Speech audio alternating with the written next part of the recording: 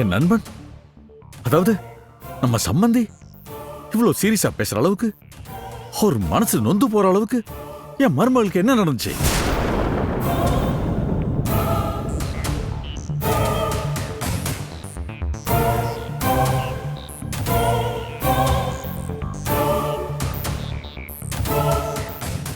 எனக்கு இதெல்லாம் முன்னாலே தெரியுமே.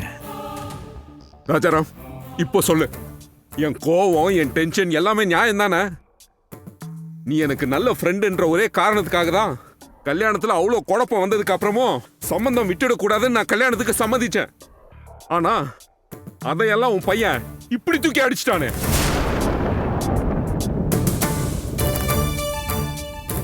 என்னது? கல்யாணத்துல குழப்பமா? திடுக்கிடும் சம்பவங்கள் நிறைந்த கதையா இருக்கும் போல் இருக்க. ஓகே, சந்துருவை டார்ச்சர் பண்ணு. மாணிக்கா, உன் நல்ல மனசை நான் புரிஞ்ச அளவுக்கு இந்த வீட்டுல இருக்க யாரும் புரிஞ்சுக்க வாய்ப்பில்லை. அப்படிப்பட்ட நல்ல மனசோட கோவப்படாத. நல்ல மனசை நோகடிச்ச அவனை நான் சும்மா விட மாட்டேன். அவன் வீட்டுல இருக்க தேவையில்லை. நீங்க எதுவும் சொல்லாதீங்க. நான் எல்லாத்தையும் பேசிட்டேன். நம்ம சந்திர மேல எந்த தப்பும் இல்ல. நீங்க கொஞ்சம் பொறுமையா அமைதியா இருங்க. அப்போ விசாரணை எல்லாம் முடிச்சாச்சு, தண்டனை மட்டும்தான் பாக்கி. என்ன சொல்றீங்க? இத பாருங்க, சந்துரு எதுவும் பண்ணிடாதீங்க, சொன்னா கேளுங்க. ராஜாராம் வன்முறையை கையில் எடுக்க மாட்டான். ஆனா கல்யாணம் ஆன நாள்ல இருந்து இன்னைக்கு வரைக்கும் எந்த பிரச்சனையும் பண்ணாத என் ஃப்ரெண்டோட பொண்ணு கதறி எழுதிட்டு இருக்கானா? அதுக்கு ஒரு நியாயம் வேணா? அதுக்கு ஒரு நியாயம் கிடைக்கணும்னா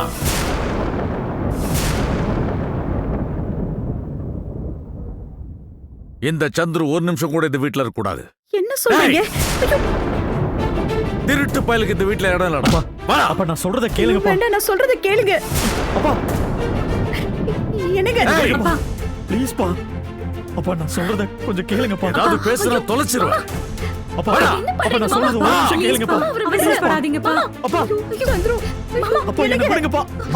அப்பா ஐயோ மாமா, இனிமே இந்த வீட்டு வாசப்படியை மிதிச்ச தொலைச்சிருவேன்.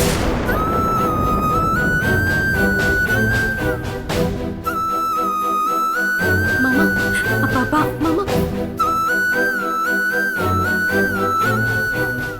ஐயோ ராஸ்கல். ராஜாராமோட டிக்ஷனரியில துரோகம்ன்ற வார்த்தைக்கு இடம் கிடையாது. அப்படி இருக்கும்போது துரோகம் பண்ணவனுக்கு எப்படி இடம் இருக்க முடியும்? மாணிக்கம், எனக்கு வந்த ஆத்திரத்துக்கு அவனை அப்படியே கழுத்து நெரிச்சு கொண்டே போட்டிருப்பேன். ஆனா அதை விட மிகப்பெரிய பனிஷ்மெண்ட் அவனை ரோட்ல அனாதைய அலைய வர்றதுதான். அலையிட்டு ராஸ்கல்.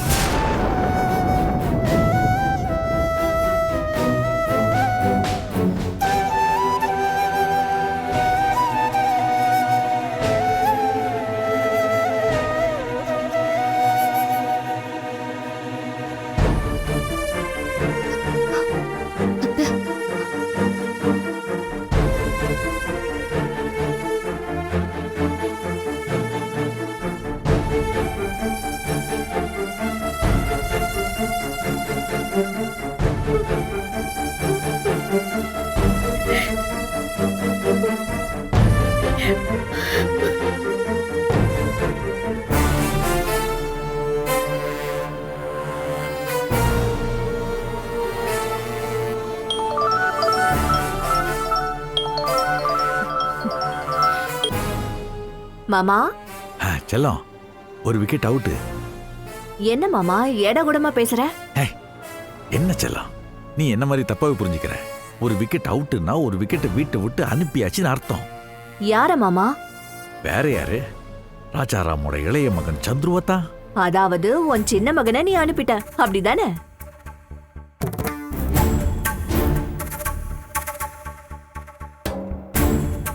இனி உனக்கு எல்லா நாளும் சந்தோஷம் தாயா. என்னங்க? என்னங்க, கதவை திறங்க. செல்லம், ஒரு டிஸ்டர்பன்ஸ், நான் அப்புறம் பேசுறேன்.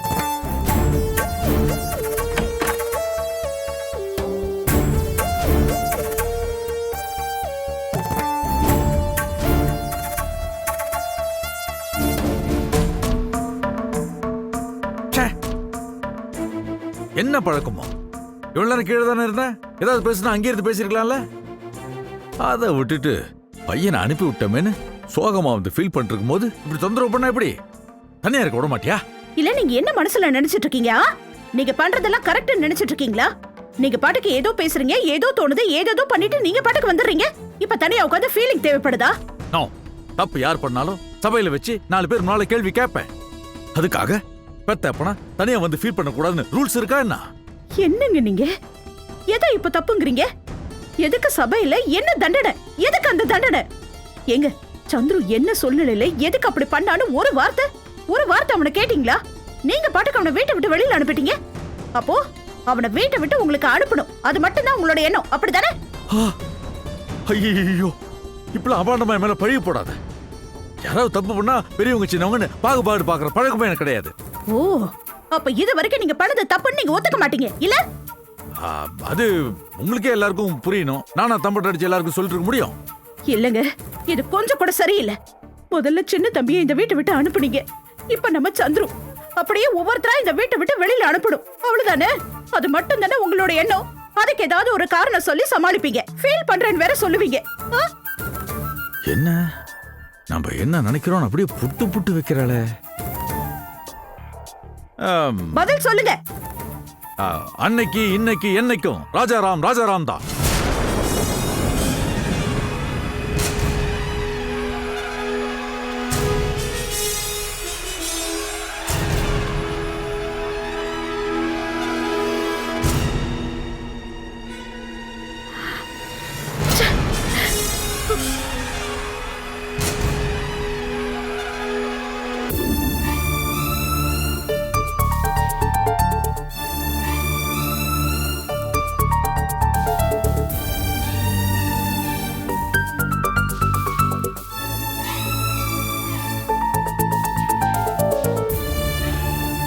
பவித்ரா, என்ன சந்துரு எங்க?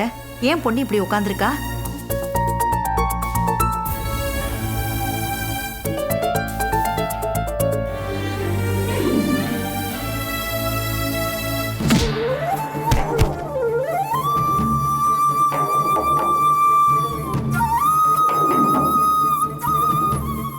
ராஜாராம் எங்க? இந்த வீட்ல ஒண்ணுமே நடக்காத மாதிரி ரூம்ல போய் உட்கார்ந்திருக்காரு. இப்பெல்லாம் மாமா அப்படிதான் இருக்காரு அத்தை. நடு வீட்ல இடியே விழுந்து கிடந்தாலும் எனக்கு என்ன போச்சுன்னு தான் இருக்காரு. உண்மைதான் பவித்ரா, ஏதோ ஒரு விதத்துல இந்த வீட்ல நடக்கிற எல்லாத்துக்கும் எல்லாரும் ஒரு காரணமா இருக்கும். ஆனா எல்லாத்துக்கும் நான் மட்டும்தான் ஜட்ஜ்மெண்ட் கொடுப்பேன்னு அவரு எல்லாருக்கும் தண்டனை கொடுத்துட்டு இருக்காரு. அது என்னமோ உண்மைதான். அவன் எடுக்கிற அந்த 2 கட்ட முடிவால முழுசா பாதிக்கிறது என்னமோ நாம தானே. அதுவும் குறிப்பா அது பொன்னியை தான் சுத்தி சுத்தி அடிக்குது. நீங்க சொல்றது 100க்கு 100 உண்மை அண்ணி. இந்த வீட்ல நடக்கிற பிரச்சனை எல்லாத்துக்கும் எல்லாரும் ஒரு விதத்துல ஏதோ ஒரு காரணமா தான் இருக்கும். ஆனா அத பத்திலாம் யாருமே யோசிக்க கூடாதுன்னு அவர்தான் ஏதோ ஜட்ஜு மாதிரி ஏதோ வாய்க்கு வந்ததெல்லாம் பேசிட்டு அவர் பாட்டுக்கு போயிடுறாரு. என்ன பண்ணலாம் ஏது பண்ணலான்னு யோசிக்க கூட டைம் கொடுக்க மாட்டேங்கிறாரு. எதுக்குமே நேரம் கொடுக்காம திடீர்னு ஒரு முடிவெடுத்து அவரு பாட்டுக்கு வீட்டை விட்டு, அதுவும் யாரையாவது இந்த வீட்டை விட்டு அனுப்பணும்னா அவருக்கு ஏன் இப்படி ஒரு ஆவேசம்னு தெரியல. சரி, அவனை விடு பொன்னி. ஆனா சந்துரு ஏன் இப்படி ஒரு காரியத்தை செஞ்சா? ஏற்கனவே அவனை பத்தி ஸ்வேதாவும் அவளோட அம்மாவும் நம்பிக்கை இல்லாம தானே பேசிக்கிட்டு இருந்தாங்க. இப்ப பாரு, அவங்க சொல்றது உண்மைங்கிற மாதிரி தானே ஆயிடுச்சு. அண்ணி, நான் சந்துரு செஞ்சது கரெக்ட்னு சொல்ல வரல. அவன் பண்ணது தப்புதான். அது பெத்த பிள்ளையாவே இருந்தாலும் சரி, தப்பு செஞ்சா அத கண்டிக்கணும். அதுல எந்த மாற்று கருத்தும் எதுவுமே எனக்கு இல்ல. ஆனா தண்டிக்கணும்னு யோசிக்கும் போது அதுக்கு அதுல 4 விஷயமும் யோசிச்சுதான் செய்யணும் அண்ணி. எடுத்தோம் கவுத்தோன்னு எதையுமே செஞ்சிடக்கூடாது. அதான் இந்த வீட்ல எப்பவுமே இல்லையே அத்தை. இன்னைக்கு வேணா மாமா கொஞ்சம் மாறி இருக்கலாம். அன்னைக்கு மனசு மாறாம இருந்த காலத்துல கூட எங்களையும் இப்படிதானே துரத்தி விட்டாரு. சூர்யா, சந்துருவ வழியில எங்கேயாவது பாத்தியாடா? சந்துருவா? அவனையே நான் பார்க்கணும். ஆமா, என்னாச்சு? ஏன் எல்லாரும் ஒரு மாதிரியா இருக்கீங்க?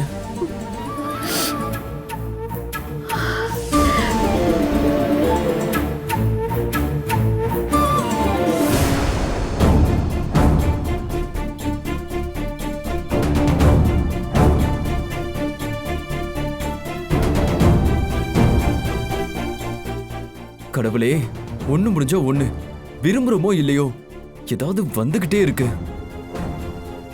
இப்படி நின்னு பேசிட்டே இருக்கிறதுல அர்த்தமே இல்ல சூர்யா. உடனே போய் சந்துரு எங்க இருக்கான்னு பாரு. ஏன்னா இப்ப அவன் எங்கேயுமே போக முடியாதுல்ல. ஆமாண்டா சூர்யா, அவி சொல்றது உண்மைதான். அவனுக்கு இந்த வீட்டை விட்டா வேற உலகமே கிடையாது. வெளியில யாரையுமே அவனுக்கு தெரியாது. எங்க போய் என்ன பண்றானோ தெரியல. கொஞ்சம் போய் பாருடா. சரி, ஓகேம்மா, கவலைப்படாம இருங்க, நான் போய் பார்த்துட்டு வரேன். ஆ ஆ.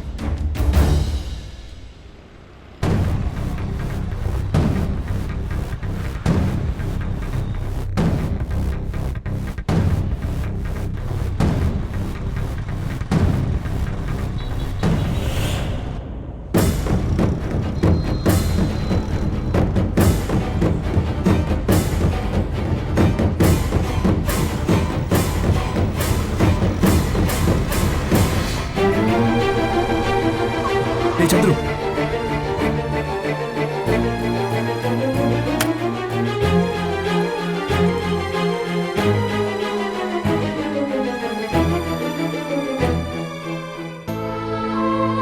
சொல்றா. இப்பதான் அம்மாவை பார்த்து பேசிட்டு வரேன். பாரதிக்கு தாலி கட்டின விஷயம் கொஞ்சம் ஷாக்காக தான் இருந்துச்சு. சிச்சுவேஷன் அப்படி ஆயிடுச்சு. அதை சரின்னு சொல்லி நான் யார்கிட்டயும் வாதாட போறதில்ல. பாரதி விஷயமா உனக்கும் ஸ்வேதாக்கும் டேர்ம்ஸ் சரியில்லை, மிஸ் அண்டர்ஸ்டாண்டிங்னு தெரியும். பட் இப்படி அவ பாயிண்ட் ஆஃப் வியூவில் அவளோட மிஸ் அண்டர்ஸ்டாண்டிங் சரிதான். ஆனால் நான் அவன் நினைக்கிற மாதிரி தப்பான சச்சா, டேய், நான் உன்னை எப்பவும் தப்பா நினைக்க மாட்டேன்டா.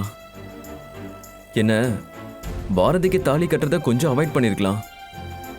அந்த பிரச்சனையை நீ வேற மாதிரி சால்வ் பண்ணியிருக்கலாம்டா.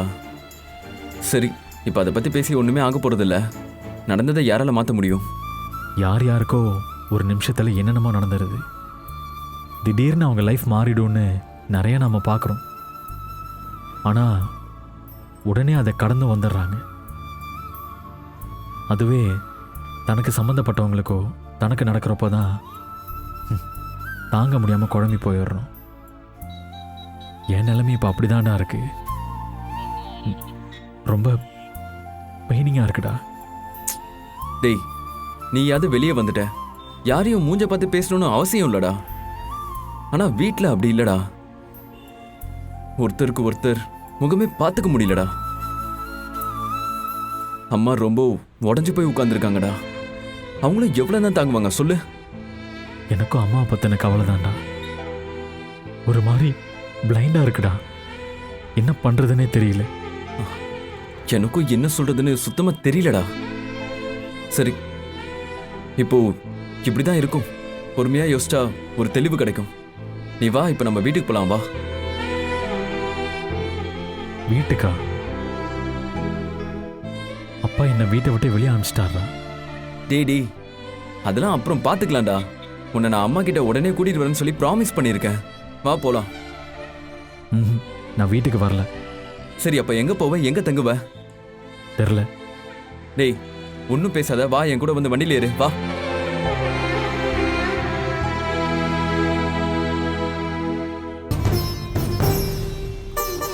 நம்ம வீட்டுக்கு போல, வேற இடத்துக்கு போறோம். நீ முதல்ல வண்டியில ஏறு. இல்லடா, வேணாம், என்னை விடு. என்னால் நீயும் சிரமப்பட வேணாம். நான் பார்த்துக்கிறேன், நீ கிளம்பு. சந்துரு, தயவு செஞ்சு என்னோட வா. எதையும் மறந்து பேசாத. இப்படி உன்னை ரோட்ல அம்போன்னு விட்டுட்டு போறதுக்கு நான் ஒன்றும் கல் நெஞ்சக்காரன் இல்லடா.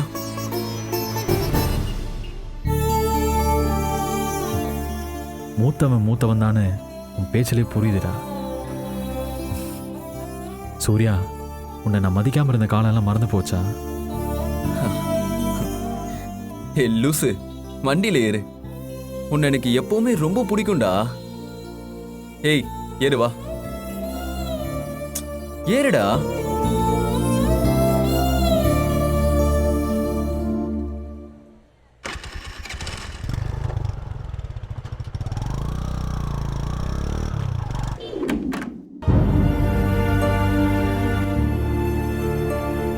உள்ளவா. ம்.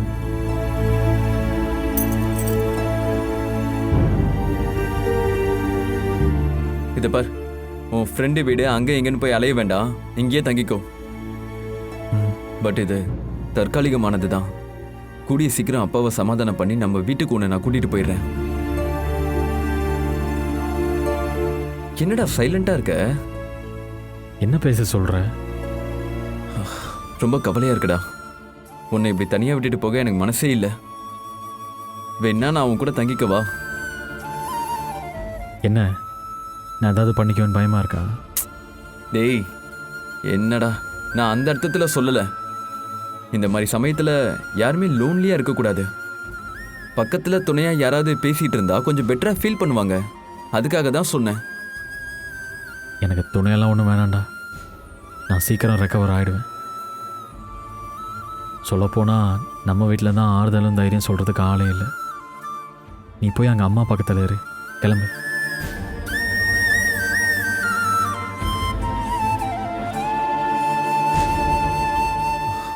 இந்த தனிமையை நல்லா யூஸ் பண்ணிக்கோ. இதை நம்ம யோசி. இந்த பிரச்சனைக்கு ஏதாவது சொல்யூஷன் கிடைக்கும். மற்றவங்க சொல்ற தீர்வை விட நீ சுயமா யோசிச்சு எடுக்கிற முடிவு தான் சரியா இருக்கும். ம், சரி, ஓகே, யோசிக்கிறேன். அப்புறம் இன்னொன்று, ஸ்வேதா விஷயத்துல கேப் இட வேண்டாம். அது ஒரு மாதிரி பிரிவை வலுப்படுத்துறதுக்கு வழிவகுக்கும். நீ போய் ஸ்வேதாவை பாரு. விஷயம் ஆறி போனதுக்கு அப்புறம் போய் பேசுறதுல ஒரு முடிவு கிடைக்க வாய்ப்பு இருக்கு. ம்.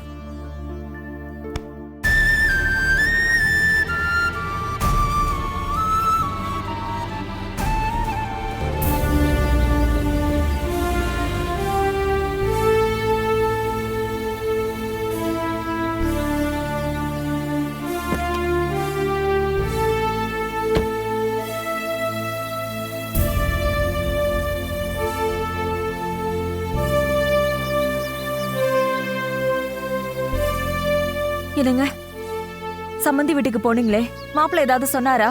பேசுன என்ன சொன்னாரு? ராஜாராம் சொல்றதுக்கே விடல. என்னங்க பேசுறீங்க? அவ முகத்தை பாருங்க, அழுது அழுது ஓஞ்சி போயிட்டா. நீங்க என்னடானா ஏதோ கேட்காம வந்திருக்கீங்க. நான் சொல்றத முழுசா கேட்டுட்டு அப்புறம் நீ பேசு. விஷயம் இப்படின்னு தெரிஞ்ச உடனே ராஜாராம் சந்துருவை வீட்டை விட்டு வெளியில துரத்திட்டான்.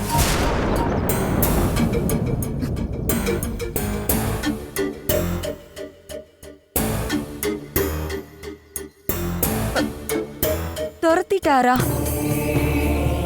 ஏங்க, ஏன் இப்படி பண்ணாரு?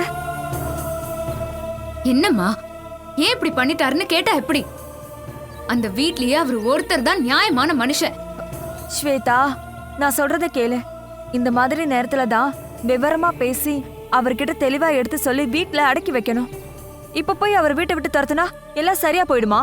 இதுக்கு முன்னாடி அந்த வீட்டுல பிரச்சனை நடந்தப்போ மாப்பிள்ள வந்து உட்காரத்துக்கு நம்ம வீடு இருந்தது. ஆனா இப்போ இங்கேயும் வரமாட்டாரு. ஏன்பா அவரு நேரா இங்க வரணும்னு ஆசைப்படுறீங்களா? அவரு ஏன்பா வரணும்? நீங்க 2 பேரும் போய் வேணா கூட்டிட்டு வாங்க. இப்ப மாப்பிள்ளைய துரத்தி விட்டுட்டா அவர் எங்க போறதுன்னு தெரியாம நேரா அந்த பாரதி வீட்டுக்கு போயிட்டாருன்னா அப்புறம் என்ன நடக்கும்? என்னம்மா நீ இப்படி பேசிட்டு இருக்க? இனிமே நான் என்னதான் பண்ணணும்? செல்லம், குழப்பமா இருக்கும் போதும் கோவமா இருக்கும் போதும் எந்த முடிவுமே எடுக்க கூடாதுமா. அப்பா, கொஞ்சமாவது பிராக்டிக்கலா பேசுங்க. பல சமயங்கள்ல இந்த மாதிரி தத்துவங்கள்லாம் எரிச்சலா வரும். ஸ்வேதா, அப்பா சொல்றதும் கரெக்ட் தான். அவசரப்பட்டு எதையும் ஒதுக்கி வச்சு ஒதுங்கி நின்னு பேசாதம்மா.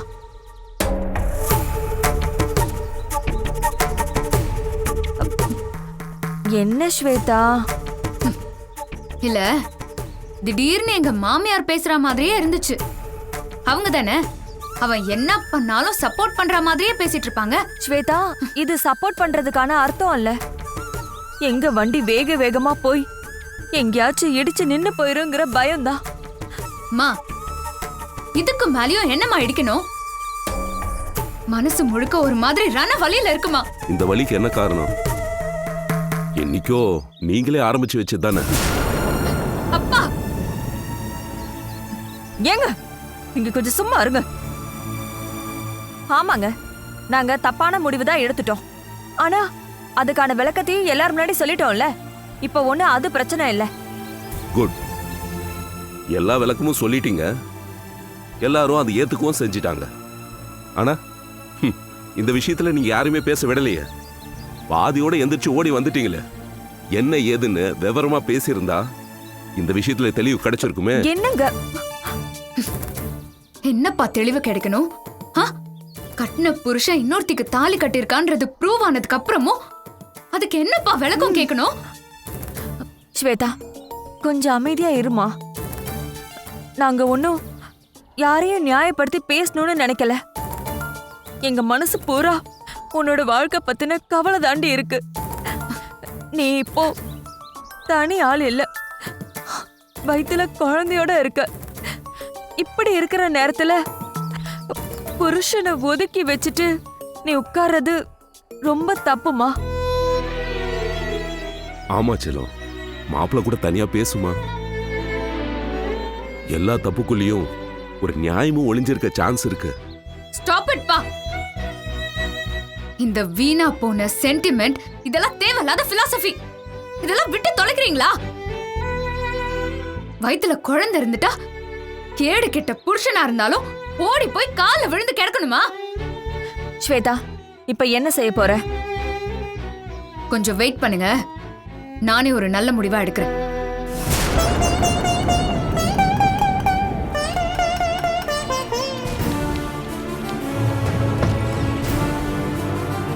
அக்கா,